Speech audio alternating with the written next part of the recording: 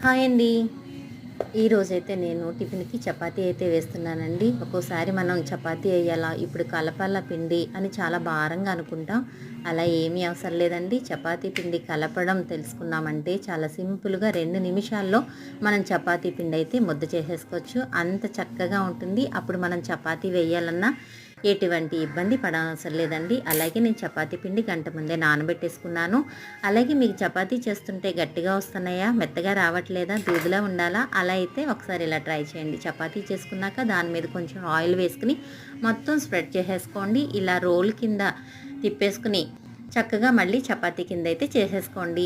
ఇలా చేసుకున్న చపాతీలు 2 రోజుల వరకు నిలవ ఉంటాయి. నెక్స్ట్ ఏంటంటే చాలా మెత్తగా దూదిలా ఉంటుంది. ఏ కర్రీలోకైనా చాలా అంటే చాలా బాగుంటుంది. ఇలా ఒకసారి ట్రై చేయండి. ఎలా వచ్చిందో నాకు కామెంట్ చేయండి. ఈ వీడియో మీకు నచ్చింది అనుకుంటే ఒక లైక్ ఇచ్చి నా ఛానల్ని సబ్స్క్రైబ్ చేసుకోండి.